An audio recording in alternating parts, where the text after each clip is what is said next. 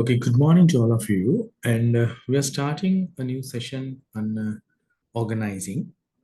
Now, you have learned management process planning, controlling, directing, and I think this is the final component you are learning organizing.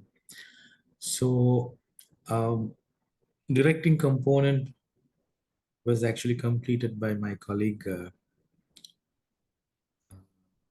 other colleague, and I'm doing this organizing session, and I did some introductory sessions on management roles, and even planning and controlling. Okay, so under organizing, what questions you can expect? Basically, the questions comes from uh, understanding the concept of organizing, what organizing is. The second type of questions comes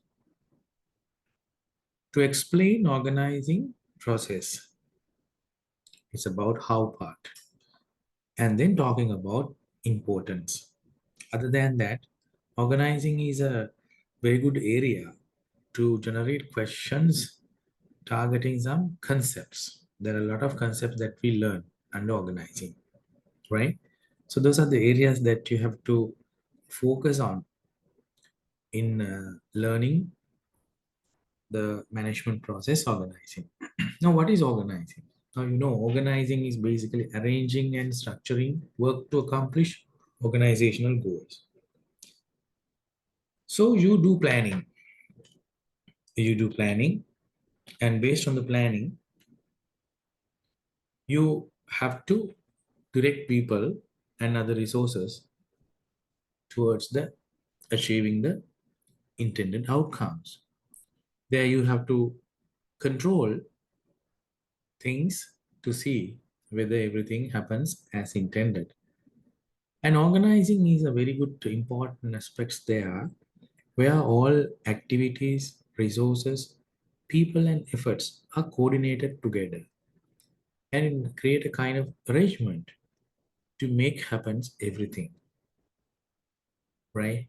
Suppose that you have a river out there and you are here in your house. You want the water to come, right?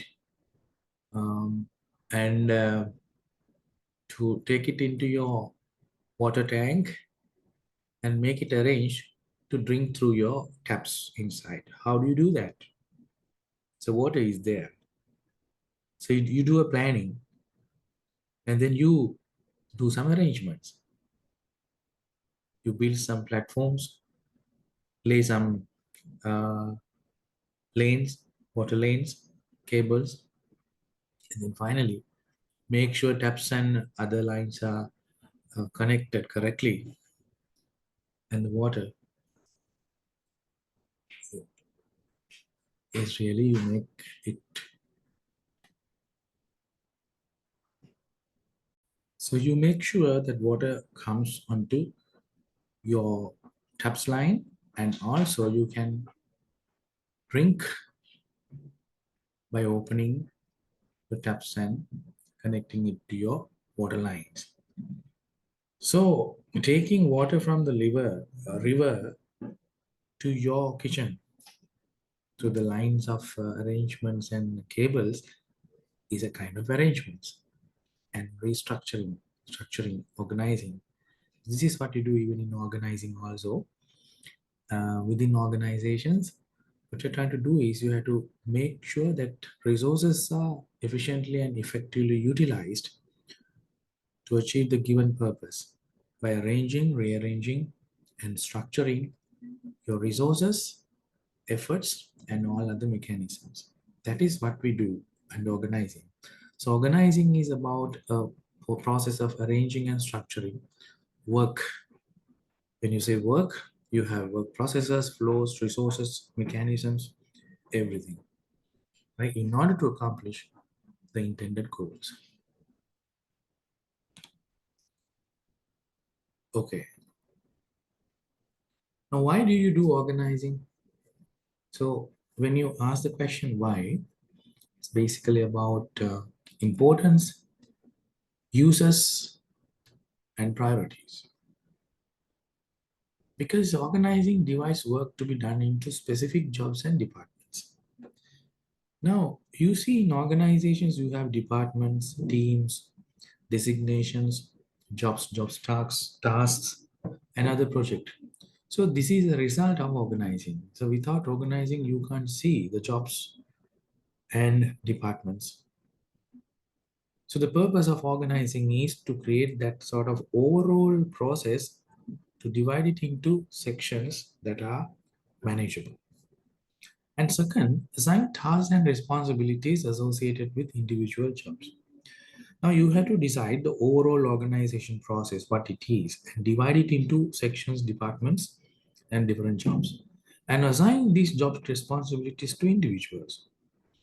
So the organization makes sure that each and every individual has the right amount of work and responsibilities. And the third is coordinates diverse organizational tasks. Now, once you create jobs, departments, and allocate those things among people, make sure that all is coordinated properly. If there is a problem of coordination, you won't get it done. So you can't achieve the ultimate end result. If something wrong with your water lines, the water cannot come from river to your the water tank. So make sure the coordination is happen. That happens smoothly. So organizing, make sure that the coordinations effects smoothly.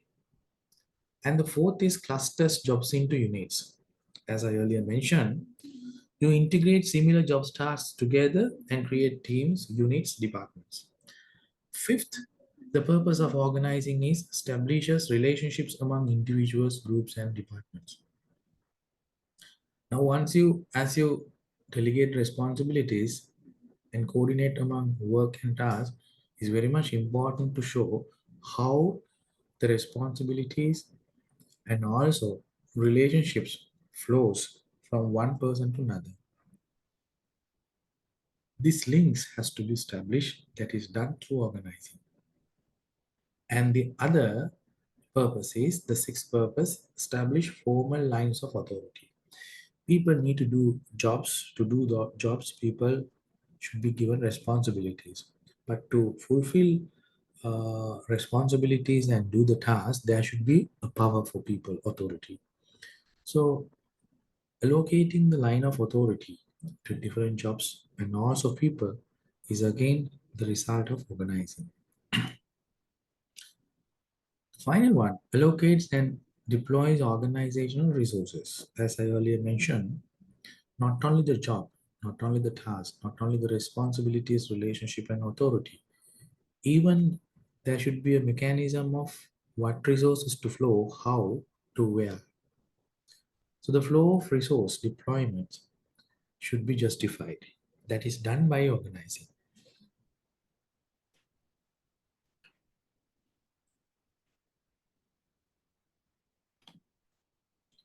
Right. Now, basically, when you learn about organizing as a management process, there are some key terms that you have to learn. One of such key term is organizational structure. So organizational structure depicts many things and it actually provides many meanings of organization. So organizational structure is a kind of a depict of its philosophy, leadership styles, and the way that the tasks, responsibilities, authorities, and resources are coordinated and structured. So you can define it as a formal arrangement of jobs within organization. Organizational structure depicts the organization of jobs, clusters of jobs, units, and departments. So it can illustrate the organizational structure by using what we call organizational chart. So you develop charts so that for people by looking at the charts, they can understand what sort of structure that they have adopted to demarcate the roles of roles and responsibilities and job tasks among different jobs.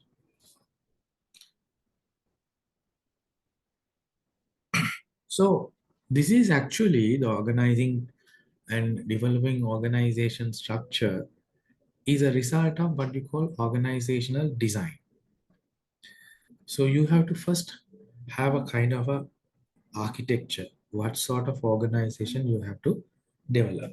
Now, for example, if you want to make a house, so you have to make sure that there is a architectural design of that house, whether it is a three-story one, two-story, or one-story, single story, and how many rooms and other compartments of the house, and how they are linked. So everything has to be designed, pre-designed.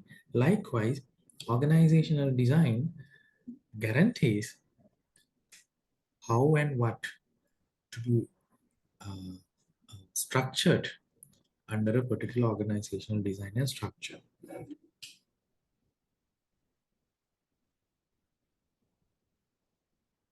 Now, when you talk about organizing and organizations, there are some common elements of organization, right? So, in the process of organizing, you have to decide the areas, the common elements of organization. First, organizations have to decide their common purpose, and there should be coordinated effort to achieve purpose. There is a way of dividing labor and hierarchy of authority. So, when you design the purpose, efforts, division of labor, and hierarchy of authority, and then you come up with your span of control. So, the span of control will define the authority, responsibility, and the level of delegation. So, the level of delegation of authority and responsibility indicates whether you are centralized or decentralized. So, we have to learn these key concepts and organizing, and answers for those areas will make you uh, aware the types of organizing under in organizations. Now we'll look at the common purpose. What do you mean by common purpose?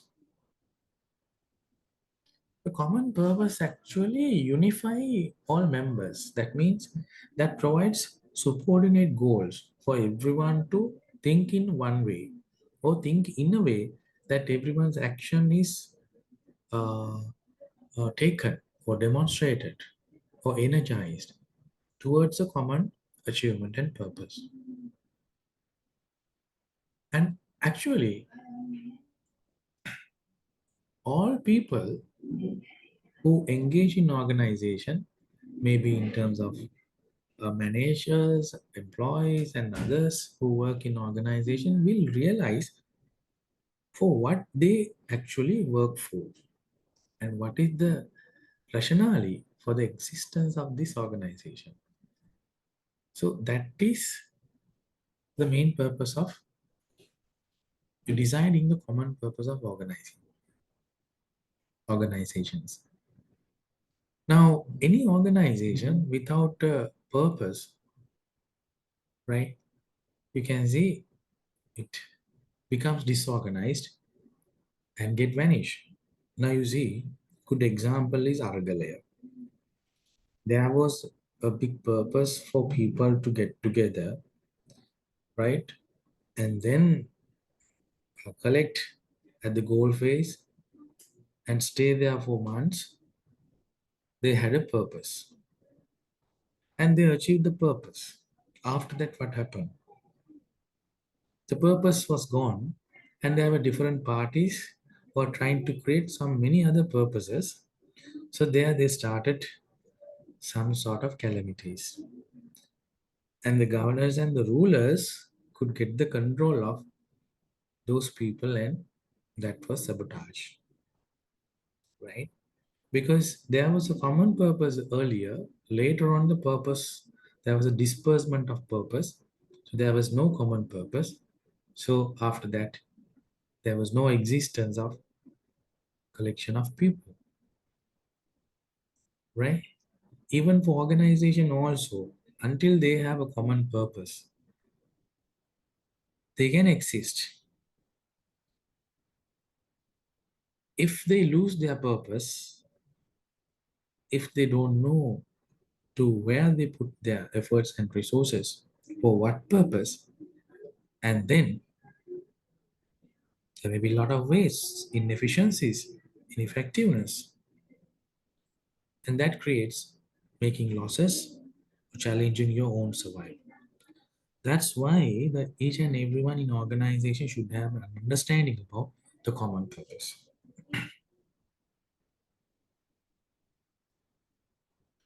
Coordinated effort. What do you mean by coordinated effort? Now, this is also something that organization have to make sure in organizing. So I'm still talking about some major concepts that are considered under organizing. Now, working together for common purpose. What do you mean by that? Coordinated effort means you have to make sure that people are integrated properly, working together. So the common purpose is the guideline for this coordinated effort. People's effort are coordinated together to achieve the common purpose, right? So the efforts are coordinated through individuals or as groups throughout the organization. Individuals can make a difference, but make sure they cannot do everything by themselves. Now, you know the synergetic effect. The aggregation of parts is something lesser than the wholesome meaning of all parts gives. What does it mean? If you take a whole, the meaning and the purpose and the output of the whole, or the collection of few things, is something bigger than if you take the aggregated results of each piece that has made that whole. What does it mean? If you take organizations collectively by the coordinated effects of individuals, work teams, and other units, that is something more than bigger than the individual efforts. In other words, what individuals do separately, or teams do, or units do separately is meaningless unless otherwise you properly coordinate all this together in order to create a wholesome effect. That is the synergy. 1 plus 1 is 3. If you separately take 1 and 1, so you would say it's 2, but the collection of 1 and 1 gives another energy, that is energy. That's why the coordination has to be so powerful.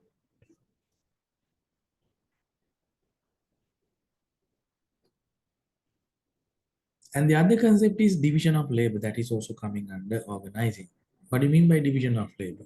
This is actually one method that scientific management W. Taylor suggested. The whole process of converting some resources into meaningful output has to be divided into manageable unit of labor. That is a division of labor. That to create work specialization, so that within a one set of work unit, they will do few tasks repetitively. If you do few tasks repetitively, you will create that specialization, and the specialization can enhance the efficiency and save cost and resources. So that attribute actually high profit, right? So with division of labor, organization can parcel out the entire complex work effort to be performed by specialists, resulting in greater efficiency. That's what I mentioned. The whole process is divided into small unit and integrated together the minimal number of units for one person to handle or a group to handle. So that person or a group will develop a speciality, special expertise in doing the same thing repeatedly. So that creates a core competency in the face of competition. That is the power of division of labor. And now, after understanding the main concepts under coming under organizing, now we'll look into organizing process. There are mainly four processes coming under organizing. First thing is job designing. Now you have to understand what job designing is. What are the major job designing tools and techniques? And then organizational structure. How to structure overall organizations. There are alternative organizational structures. So we have to understand merits and demerits and where to use and where not to use these organizational structures. And then how authority is allocated, or it's a matter of delegation. And then finally, how we make coordination. So when you explain, understand job designing, organizational structure, authority allocation, and coordination, and then you complete the discussion of organizing process. Now we look into one by one job designing. So job designing is deciding the number, kind, and variety of tasks that individual works perform in doing their jobs. Now, when you take a job, in a job, you see there are some kind of tasks. How many tasks? What kind of tasks? How you create the variations among tasks? Do you create a high level of variation of tasks, low level of variation of tasks? So, what sort of jobs you have to decide? What sort of tasks you have to create? That is we call job design. Remember, job designing doesn't happen alone.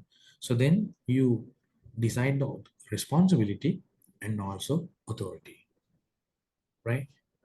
Now, basically, job designing, you define it based on the way that you structure different tasks together, right? Now, there are a few concepts. One called job specialization. As I earlier mentioned, the father of management, F.W. Taylor, right? He tries to think about how to make more efficient jobs. He introduces the division of labor and asks to divide the whole process into small tasks to create job specialization. So job specialization is job composed of a small part of a larger task or process. For an example, suppose you are making a garment. In a garment, there are different parts, collar, leaves, buttons, and so forth. So you can divide the whole process into uh, cutting and then stitching, collar part, sleeve part, and then button. So separate tasks. So then a worker is doing repeatedly only those few tasks, maybe making the collar or sleeves or else touching, stitching the buttons or something like that.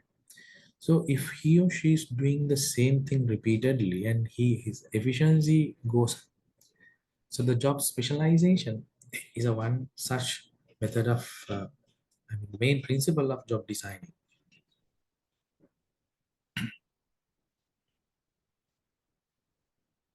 Now, what are the alternative job designing methods? Oh, when you look at the job designing, you will learn a lot of things under job designing in human resource management. So job designing is a major HR process, right? So there are traditional ways, modern ways, and integrated ways of job designing. Therefore, I'm not going to talk all and all ins and outs about job designing at this moment because that is a separate lesson under human resource management. So I'll introduce the concept of job designing and introduce some major methods of job designing as a preliminary kind of a introduction to the component as it is coming under organizing. Now, basically, the traditional methods of job designing focused on job specialization, as what traditional starting authors talks about job designing specialization, but later on they added job designing specialization can enhance efficiency, but later on efficiency may go down because of employees demotivation and dissatisfaction. Therefore they introduce some other dimensions like variations, variety, right, and the significance of doing work. Those dimensions were added later, right? So you can learn those how the job designing philosophies change from older traditional methods to modern methods when you learn human resource management. Now we will learn here the popular job designing alternative methods. One we call job rotation. Now you have seen, so job rotation is a method where it can be a job redesigning method and also a newly designed method. Period, periodically, you move one worker from one station to another station, right? So that uh, create a cycle throughout a period. Period can be maybe 1 month, 3 months, 6 months, or a year.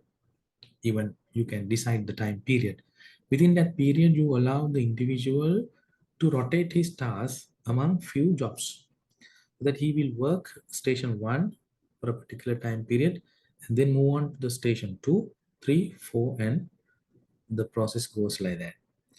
So result is the specialization is created, right, on a particular job as well as some other jobs. So ultimately, after a one round of or one cycle of job rotation, people will learn specialized in one job and also other jobs as well. So he or she will get holistic understanding of the overall the process and create a kind of a vertical specialization as well as a horizontal specialization. So vertical specialization comes when you do a repeated task again and again. Horizontal specialization you will obtain when you are transferred or rotated through different job tasks, so that you will have the specialization of doing not only job A but B, C, D as well. So that is the outcome of job rotation. And the job enlargement is not kind of moving you among other jobs. It's about increasing the number of tasks that our workers perform.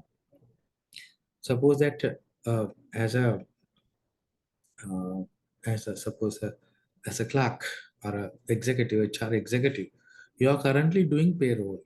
So managers observe and you yourself also observe that you have fed up and you are not actually enjoying the task, doing the same thing over and over again every month, making the payroll for almost 15 years time or 10 years time.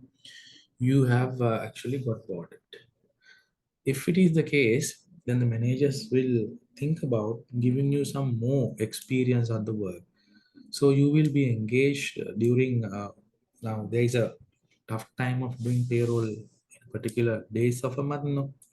So other months, other days, you are rotated or you are given another job, maybe involving in some recruitment functions or is asking you to do some training need analysis, so that you will have some other the job, so you like it, right? You have a kind of variety of tasks. Job enlargement is giving some more additional work. So this can be rewarded financially or non-financially. Financially rewarding means you are given some bonus or additional increments for the additional tasks. Non-financial rewards means so you yourself feels worthy to the company, because other than doing one job, now one job you are doing some many more. So you feel some sort of prestige. Maybe your title can be changed, designation can be changed, but the same reward, or is your place can be changed, but the same reward. Those are non-financial ways of enlarging, rewarding job enlargement. And then other method of job designing is job enrichment. What do you mean by job enrichment?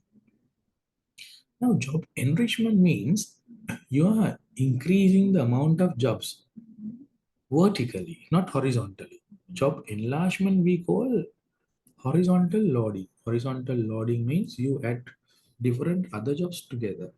Vertical loading means you create the depthness of the jobs. That means now for a for any person when it comes to doing a job, there are three things. One is planning, conducting, and controlling. Now, there are some jobs. The planning of his or her own jobs, conducting and controlling is done mainly by the employee himself or herself. But in some cases, there are some jobs planning is done by someone else, controlling is also done by someone else, employee doing only the doing part. For an example, the machine operators. So the planning is done by work study and planning department, and the employees are doing control is externally done, right? So in a case of that, job enrichment mean you give some additional jobs for planning your own job. So you give the responsibility, added responsibility to plan your own job or else to control your own job other than doing, right? It can be either way. If you are doing only planning, so that you can be given monitoring part also or doing part. If you're doing only controlling of someone else's job, so you can be given some task of doing the job, right? Or else planning the same job. So job enrichment we call the vertical loading. That means you enhance the responsibilities and tasks of planning, doing, and controlling together. Now, one example, suppose that payroll. Now you are doing the payroll. What you do is you just after you getting someone's entered the data, you run the process and develop the create the pay sheets and all. That is what you do for over 10 years time. But now you feel this monotonous job actually making you demotivated. Management also identify this. You also realize that, and now there is a solution. What is the solution? So you are given some control. Okay, so control was done by someone else. So the controlling unit of your the system app or whatever can be now subjected to under you. So you do your job control, and also other than entering, you creates your own uh, data. You feed by yourself, right? Earlier you just run the system, right, with the data created or the fed by someone else. But now you create your own data or feed your own data, and now you run the system, and then you provide the control as well as you get the report as well, right? Now in that case, this is job enrichment can be used to as a kind of downsizing. Now when you have a large size of employees, right, one of the method of cutting down the unnecessary employees is you give layers, you reduce the layers. So you empower one person to plan and control so that you can eliminate layers of the jobs of the organization hierarchy, right? So job enrichment is that sort of um, job designing and redesigning method. So job enlargement is horizontal, we call horizontal loading. Job enrichment we call the vertical loading. So job rotation, job enrichment, job enlargement are some alternatives. So job specialization. Job specialization was the early method of job designing, right? Okay. Now we learn the job designing as I earlier mentioned. Job designing is a major process of human resource management. So you will learn the whole lot of other areas, traditional methods, modern methods, and hybrid method of job designing later time. Now we understand the organizational structure design. That's the second component of organizing process. Now let me just talk about questions. So what sort of questions I may ask about organizing? Definitely, there may be questions asking about the alternative concept of organizing. What are the alternative concepts? Common purpose. What is common purpose? What is coordinated effort? Division of labor. hierarchy and authority, span of control, differentiate among authority, responsibility, and delegation. Differences or differentiation about between centralization and decentralization. So many questions can be asked in those areas. Or else I may ask questions about the job designing. What do you mean by job designing? I may ask to label few job designing methods, or else ask the differences or to differentiate job designing methods such as specialization, job rotation, enlargement, and enrichment, right? And then under organizational structure and design, there will be series of questions, right? Let's talk about what organizational structure means. Now, as I earlier mentioned, organizational structure means the way of creating structures for organizations by designing the jobs, departments, and units. So there are few major popular organizational structure arrangements. We call simple structure, functional structure, divisional structure, conglomerate structure, hybrid structure, metric structure, team-based structure, and network structure.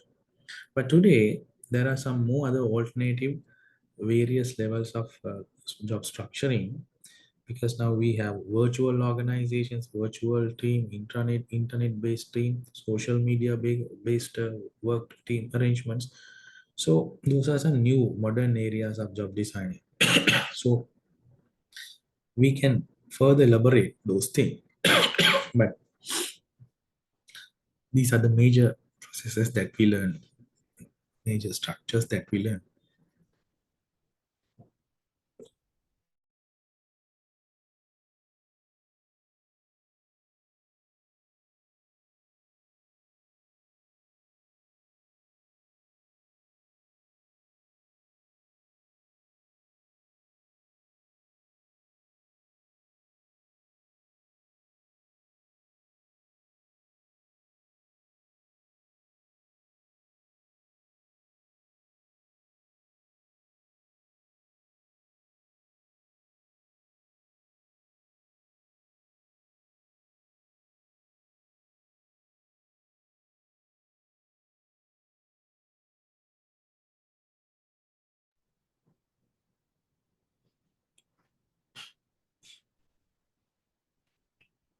Right. Now we learn each structure one by one.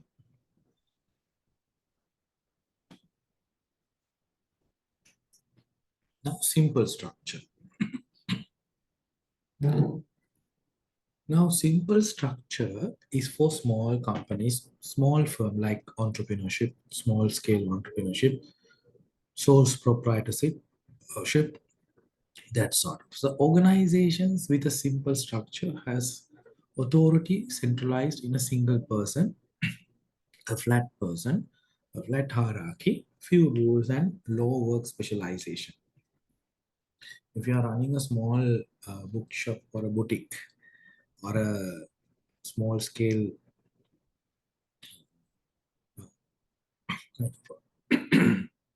organization, the simple structure is the method. Now, when you look at the Handikade Mudalali's shop, retail shop, right, or his paper shop, or his garage, and you will see the owner and few workers. The workers would be administrative assistant or else the operational workers, right?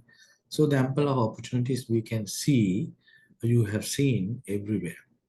Now, everyone says the informal structure or the small simple structures are only for small scale organization. No, there may be gigantic businesses who earns millions of dollars, or the billions of dollars, but still it's a simple structure,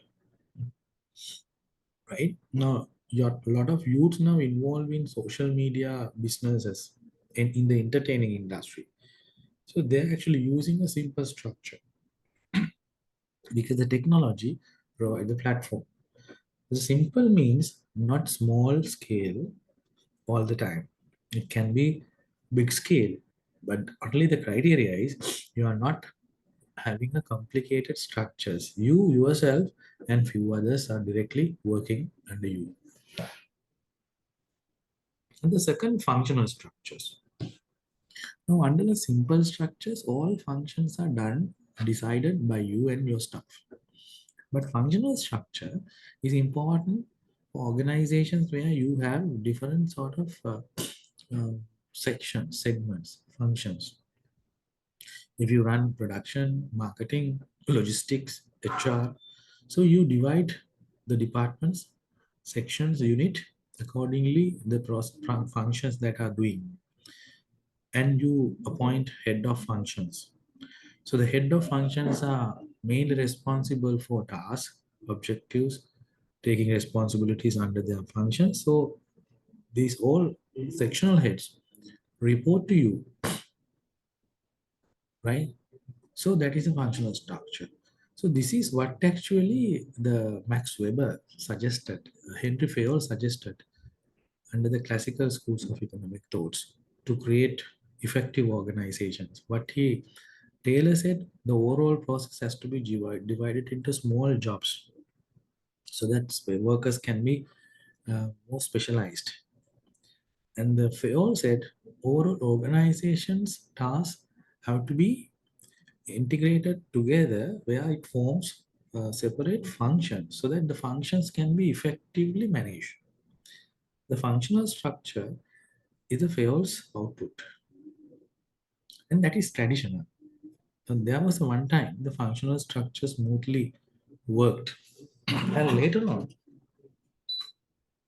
functional structures were identified ineffective. Now, today's organizations are actually going against the functional structures because they are more towards process oriented, value oriented.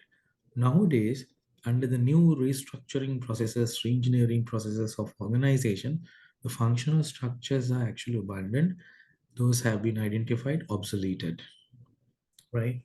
Now look at this, the functional structure. People with similar occupational specialties are put together in informal groups. So under marketing, you will have a head of marketing or vice president marketing, vice president finance, vice president production, vice president human resource. So under these heads of these functions, you'll have a particular professionals who are doing the same things. So vice president will have a staff who do marketing only. Vice president finance will have professionals who are doing only finance and so forth. So this creates a huge bureaucratic organizations because under them they will have administrators. So administrators also will do the same sort of thing. So there may be several levels of the organization structure. You will find very taller organization structures, those who are having functional natures. Now, traditional public sectors and forces, you will see even traditional manufacturing companies also had these functional structures. Today, also, you see the functional structures in army forces and also some other government public entities and private organizations, most of the middle scale private organizations as well. Then divisional structure. Now again, you have separate section like in functional organizations, but the sections are uh, divided not based on the similarity of the functions, but based on the similar purpose, right? Divisional structure, people with diverse occupational specialties are put together in formal groups by similar products or services, customers or clients, or geographical region. Now, for an example, a company who is actually producing different products together, suppose garments, right? Shirts, trousers, underpants, and fabrics.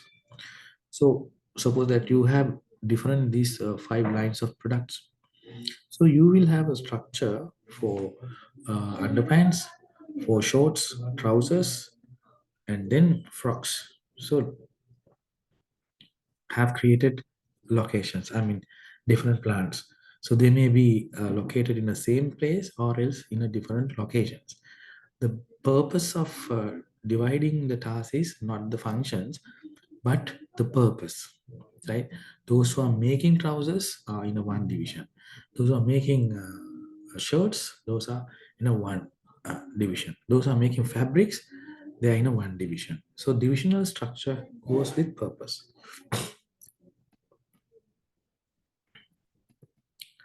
Now look at this. There is a precedent. Say motion pictures and television division, music division, magazine division, internet product division. This is a divisional structure of maybe the media, right? It's music, magazine, internet product, television, right? That's a one, and it is a what you call product based divisional structure, and the customer based divisional structure is given again: consumer loans, mortgage loans, business loans, agricultural loans. In a loan, I mean lending company or a bank, now you see the division has been based on the customers, right? So division can be based on product, based on customer, or based on location, right? Maybe one plant in Gold, another plant in Colombo and Norelia, wherever. So divisional structure can be based on a purpose. But remember, in a functional structure, similar people in similar professions are get together. But in a divisional structure, people from different professions are put together in order to achieve that particular common function, purpose. That can be product purpose or a customer purpose or geographical location purpose. So this is geographical divisional structure based on western region, northern region, southern region, eastern region, or else maybe if it is a conglomerate, international one, then you will see Asia, Western Europe, right, Eastern Europe, and Middle East, so forth, right. Now the other conglomerate structure is another structure of organization structure. So grouping by industry. Now that's very much important. Some organizations may be catering to different industries, right? The conglomerate structure groups divisions or business units around similar businesses or industries. Now, functional structure, you go with similar professionals, and then divisional structure, you go with similar purpose, but conglomerate, who go with uh, categorizing similar businesses together. That means a conglomerate involves in different industries, right? Now, one example is Tyco. The Tyco is involving electronics, fire and security, healthcare, plastic and adhesive, engineering product and services. Now in Sri Lanka is a Hemas. Hemas is in hospitality, tourism, and the school items, plastic, and then electronics everywhere. Even some groups like Apico, right? Softology. So they will have a different industries basis conglomerate.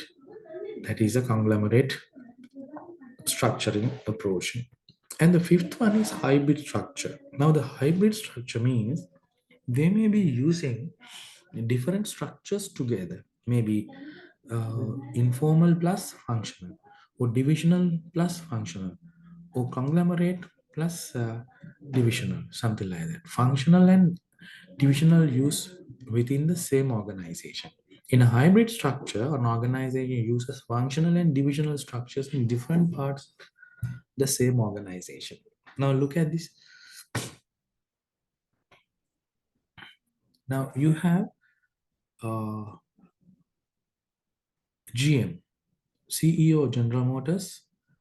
There is a president for different car, Chevrolet, Pontiac, Buick, Cadillac. Those are different products. So that actually goes with product types. We call the product divisional structure. Under the product divisional structure, you will find the functional structure. For an example, the Buick, they will have vice president production, marketing, finance, and human resource. So under the marketing, you will have manager one, region two, region one, manager for region one, manager for region two, manager for region three, and manager for region four. Likewise, you will go with uh, further, you know, sophisticated structuring. So now here you will see the divisional product divisional structure, and then the functional structure, as well as geographical structure. So we will see uh, different organizational structural methods together in a one structure we call hybrid structuring. And then the metric structure, basically it is a grid of functional and divisional structures, right? There are two chains of commands. There is a structure within a structure, right? That is the nature of metric structure. Now, it's actually combines functional and divisional chains of commands in a grid, so that there are two command structures, vertical and horizontal. Let me explain that based on this, the graph. Look at this. Now, you have the functional structure. Consider the Ford. In Ford, you will have vice president engineering, vice president finance, vice president production, vice president marketing. Under that, you will have some staffs here, here, here, here, here, here, right? And you see, under engineering, you have different staff arrangement, vice president, finance, production, marketing. You will have different staff arrangement here, right? That's based on function. And the product structure, you see, they have under Ford, they have project manager, product one, product two, product three, and product four, based on the nature of the vehicle, right? So if you consider this particular person, right, this subordinate whose cage is mentioned yellow mark, so he is actually reporting not only to the project manager expedition, but also to the vice president of marketing, right? So this person has been put into two different responsibility chains. So this is called matrix organization chain structures. Vertically, there is a one line of responsibility and authority. So one structure operates vertically, and horizontally, there is another a line of authority and responsibility, as well as a structure. So vertical and horizontal integrated way of structures we call as metric structures, right? And the seventh one, the structure, is we call the team-based structure. Team-based structure. Now, what do you mean by team-based structure? The team-based structure, some features are actually you can find in other alternative structuring methods we talked. But team-based structure, the word came very recently, I mean, after say 2000, based on the team arrangements, right? It's eliminate functional barriers to solve problems. Now, when you create teams within functions, that becomes still functional.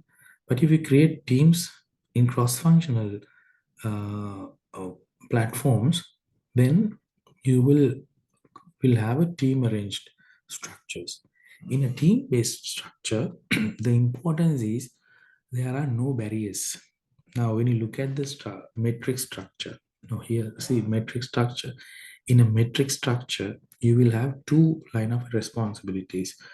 But if you suppose that you create a team, taking one person from engineering, finance, production, and marketing, and create a one team, so that's become a team structure, right?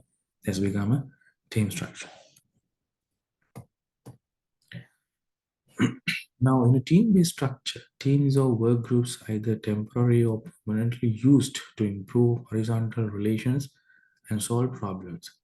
The main purpose of team structure is to create agility, flexibility, and also to preserve the responsiveness.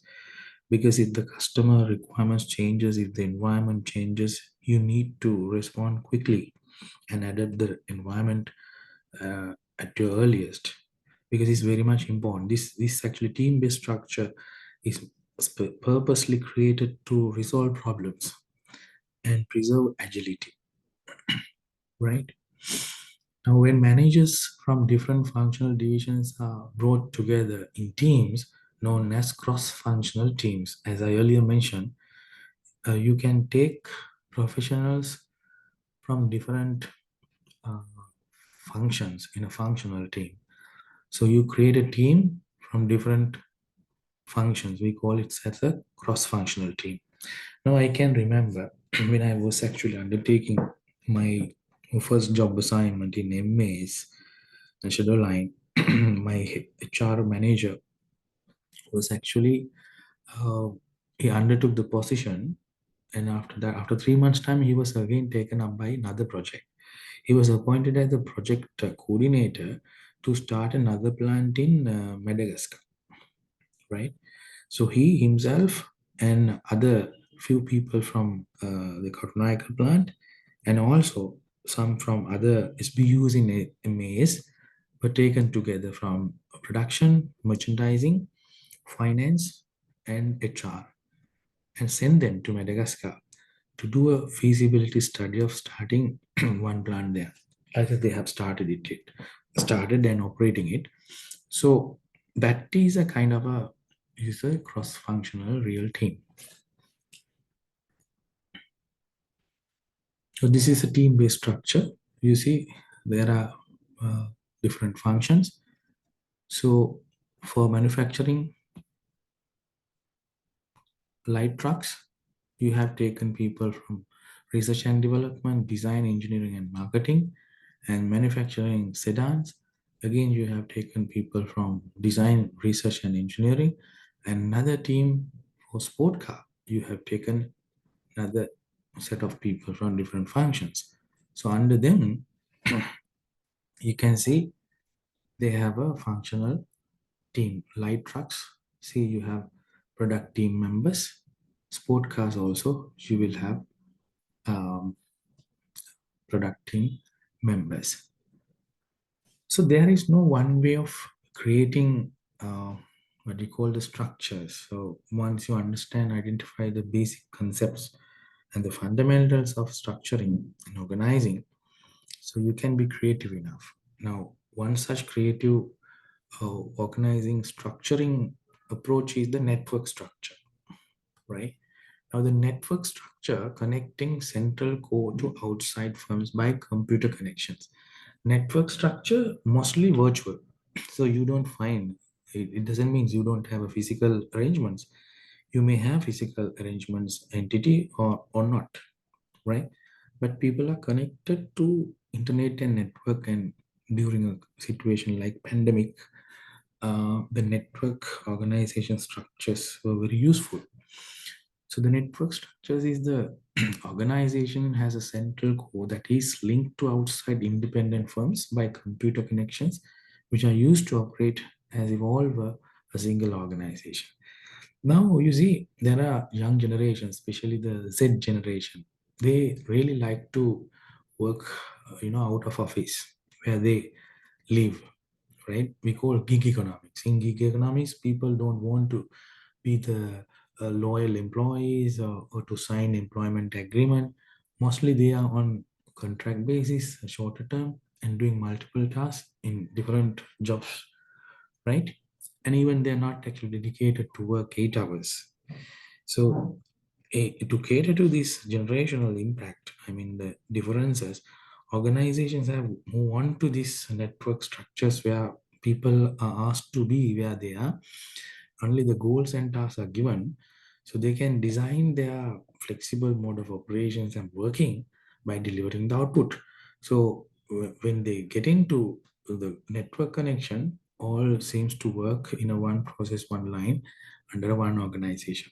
So it's a nice concept, and it's actually empower individuals, create cost effectiveness. But only thing is, you don't know your people whether they will work for you or not. Engagement is a problem, right?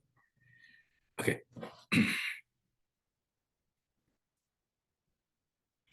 This is a kind of a network structure. You are working from design studio in Sweden, component assembly in Mexico, Asia, distribution company in Canada, engineering company in Japan. The core personnel is in USA, right? Accounting and finance USA.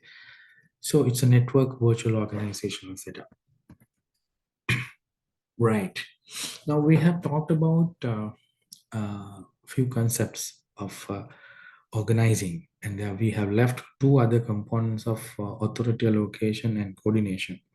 What we have discussed is you should be able to explain, describe what organizing is, and then the major concepts that we learned, six concepts under organizing, and then what is the organizing process. So you should be able to identify the major components of organizing process: job designing, organization structure design, authority allocation, coordination.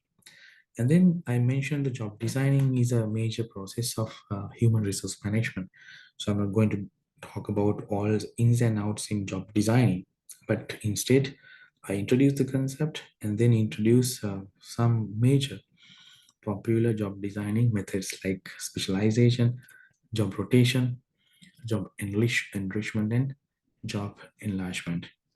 And another a lot of questions have been asked even in the past also, based on case studies, based on mini cases, based on some provided information on organizational structure. So you can be directly asked to explain what organizational structures are. For an example, what is functional structure? What is divisional structure? What is conglomerate? What is network, teamwork, metric structure? So there may be direct theoretical questions, or else you can be given some sort of scenario. Based on that, you may be asked to decide what sort of structure is it, right? So that's very much important. And the rest of the two sections of organizing, we will complete it later. Thank you very much.